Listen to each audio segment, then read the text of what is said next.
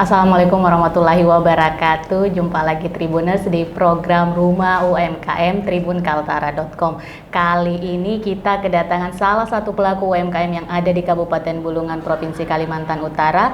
Seperti Tribuners sudah lihat sama-sama di depan kita ini ada banyak sekali sajian makanan lezat yang merupakan olahan dari Omah Klarisan, salah satu pelaku UMKM yang menjadi tamu di Rumah UMKM program kita di Tribun Kaltara hari ini. Nah, sebelum kita berbincang tentang bagaimana bisnis kuliner yang sudah digeluti oleh Ibu Lilis selaku owner dari Omah Klarisan, kita akan menyapa dulu yang sudah hadir di tengah-tengah kita hari ini. Selamat siang Kak Lilis. Ya, saya panggil Kak aja biar makin akrab. Baik. Gitu ya. Nah, ini tentang Omah Klarisan ya. Untuk produk-produknya ini sendiri apa saja nih? Saya lihat di depan ini ada cukup banyak produk yang dijajakan. Apa ini merupakan produk-produk yang memang menjadi ke salah satu produk unggulan yang ada di Omah Klarisan atau seperti apa? Betul. Ini dari sini dulu. Ini sop ubi. Ini best seller kebetulan. Best seller ya. Lepas itu ini ayam penyet sambal tumpah ya. Sambal tumpah. Ini ayam ungkep dan itu bakso ya. Klarisan. Serta ini minumannya es rahasia. Ya. Keren ya. Itu. Berarti selain makanan juga ada minuman pastinya ya, biar tidak seret. Iya. Nah, kalau untuk di Omah Klarisan sendiri memang produknya itu khusus makanan atau seperti apa? Makanan olahan semua. Makanan olahan semua ya. Yang kebetulan memang yang ada di sekitar kita, maksudnya yang bahan bakunya yang mudah kita dapat di pasar kayak seperti itu. Jadi kebetulan dulu itu kan sop ubi belum ada. Jadi yang ada itu hanya bakso sama ayam ungkep sama mie aja. Oh, yang untuk menjadi produk pertama ya? Iya. Sekarang berkembang ada ini ayam sambal tumpah. Nah, kalau untuk usahanya sendiri ini sudah dari kapan? Awal saya mendirikan usaha itu dari 2018 sebenarnya, cuman 2018 itu belum punya warung. Jadi masih online. Online ya? Itu pun juga belum sepenuhnya online sih, dari mulut ke mulut, teman-teman dekat aja dulu awalnya. Nah, pada saat 2019 bulan 3 mulai saya membuka warung. Dan dari situ awalnya terbuka menu pertama yang ada itu ini sup ubi ya? Awal buka warung. Jadi produk yang lama ayam ungkep, terus bakso, dan turunannya itu pun dari 2018. Kenapa sop ubi? Yang pertama menjadi cikal bakal dari berdirinya usaha di Omah Klarisan ini. Sop ubi itu awalnya karena belum ada produk yang ada di Tanjung Silor di Bulungan, ya kan. Dan saya lebih mengangkat sop ubi karena selain unik, orang belum mengenal begitu banyak seperti apa sop ubi. Dan ternyata betul, kebanyakan orang di Bulungan itu bertanya-tanya sebagian besar sop ubi itu seperti apa. Memangnya ubinya direbus atau seperti apa awal-awal saya buka. Ternyata begitu penikmatnya datang, mencicipi awal-awal rasa, ternyata jatuh cinta. Akhirnya menjadi best seller saat ini. Sampai saat ini ya. Nah, kalau untuk bahan bakunya sendiri ini rata-rata didatangkan khusus memang pasar di sini aja, belinya di sini bahan bakunya semua, atau ada yang memang sengaja didatangkan dari luar? Betul. Ini semua bahan bakunya ada di sini di Tanjung Silor. Kebetulan rekan kita UMKM itu kan penanam singkong. Oh, berarti kerjasama dengan petani lokal di sini ya? Iya, betul. Oke, baik. Kebetulan teman di UKM ini juga yang menanam singkong. Jadi selain kita membeli produk teman juga, kita juga menjual produk kita sendiri. Jadi saling membantu ya sebenarnya seperti itu. Dan untuk supaya petani singkong itu juga bisa terberdayakan iya, sama-sama. betul. Ya. Kalau untuk singkongnya sendiri ini yang dikerjasamakan dengan salah satu UMKM juga, dari mana dia? Tanjung Selor atau Tanjung Palas atau di mana? Tanjung Selor, tepatnya di dekat Kompi. Oh, dekat Kom. Berarti bahan bakunya ngambil dari situ untuk Betul. singkongnya ya? Betul. Itu dari awal buka itu saya mengambil memang dari beliau. Dari beliau ya. Ada cita rasa atau khas yang memang sengaja ditonjolkan untuk sop ubinya, misalnya kalau bicara makanan kan lidah orang Bulungan ini katanya lebih suka yang sedikit gurih, Betul. kemudian pedas. Nah, Betul. itu salah satu kecenderungan lidah orang Bulungan untuk kuliner.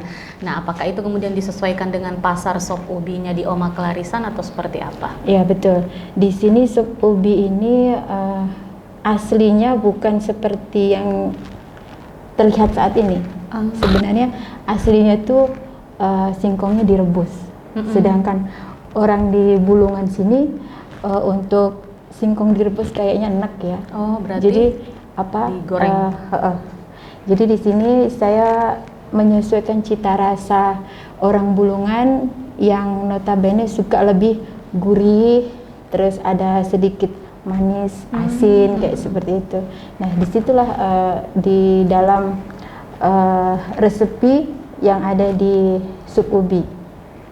Jadi ada gurihnya, perpaduan gurih, asin, manis, seperti itu. Ini resep original dari Oma Klarisan atau ada perpaduan misalnya diambil dari daerah mana kemudian dikombin dengan cita rasa di Bulungan sendiri atau seperti apa? Nah, atau mengulik tentang cerita resepi ini sebenarnya unik ya. Saya dulu kan berat badan saya abnormal. Ini sudah mulai sedikit turun sih. Dulu awal saya menciptakan sup ubi ini didapat resepi dari sahabat saya. Kebetulan beliau orang Makassar. Terus saya melihat beliau masaknya kok digoreng, terus ditambahin ini seperti itu bumbu-bumbunya, rempah-rempahnya. Baru ternyata sebenarnya bukan resepinya bukan seperti ini, bilang beliau begitu. Jadi saya meminta beliau untuk membagi tahu saya resepnya seperti apa sih sebenarnya. Jadi dengan yang didapat resepi dari sahabat saya tadi, saya tambahin sedikit untuk supaya menjadi khasnya Oma Klarisan sendiri. Jadi resepi ini supaya tidak ada duanya ya, kayak gitu. Jadi resepi khas Klarisan sendiri seperti itu. Berarti dia tetap kita mengambil sedikit percontohan dari daerah lain, tapi yang khasnya itu tetap olahan sendiri. Betul, gitu. Dan ya. itu kemudian awal dari terciptanya resep ini sendiri juga karena pengalaman pribadi. Kalau kita makan singkong kan biasanya untuk diet seperti itu betul, ya. Oke. Nah, kalau untuk selama ini pemasarannya seperti apa? Awal pemasarannya dari mulut ke mulut. Terus dibantu sahabat yang sudah pernah mencicipi resepi masakan Oma Klarisan di media sosial. Akhirnya dikenal sampai sekarang ini. Jadi awalnya mulut ke mulut dulu, baru publikasikan di media sosial seperti Facebook atau di grup WhatsApp gitu ya, atau grup-grup komunitas UMKM juga seperti itu. Nah, kalau untuk gelar produk sendiri biasanya ikut kalau kita memasarkan, apakah bentuknya di packaging seperti apa kalau misalnya gelar produk? Kebetulan belum pernah gelar produk. Belum pernah gelar produk. Karena yang dikhawatirkan kan bahan bakunya ada yang basah ya. Jadi takutnya basi atau karena kalau gelar produk itu biasanya seharian. Jadi yang saya khawatirkan itu. Makanya setiap gelar produk Oma Klarisan belum pernah terlibat. Jadi kalau untuk penjualan sendiri selain dari media sosial dan tentu saja offline, itu ada bentuk penjualan yang lainnya? Kebetulan belum masih ada itu sih. Berarti dua ya. Untuk alamatnya di mana untuk Oma Klarisan ini? Oma Klarisan bertempat di belakang kantor kecamatan Tanjung Selor. Ya. Itu jalan masuk aja, lurus aja di situ kami tinggal. Kalau dia seporsi seperti ini harganya berapa? Masih harga 20 sih dari awal buka. Dari awal buka belum ada. Bagaimana kemarin pas harga bahan pokok lumayan tinggi atau susahnya bahan baku misalnya bawang atau Betul. cabai gitu kan. Nah, itu gimana? Ya tetap kita mensiasatinya, ya tetap kita menjaga kualitas masalahnya. Karena Tanpa kalau menaikkan kita harga. tanpa menaikkan harga, karena gini, tidak semua orang bisa menerima kenaikan makanan produk kita, gitu. Jadi supaya orang tetap bisa menikmati, tetap harga yang sama, meskipun kita memanage keuntungan yang sekecil-kecilnya. Jadi seperti itu. Yang penting tetap cita rasa Oma Klarisan tetap terjaga, gitu.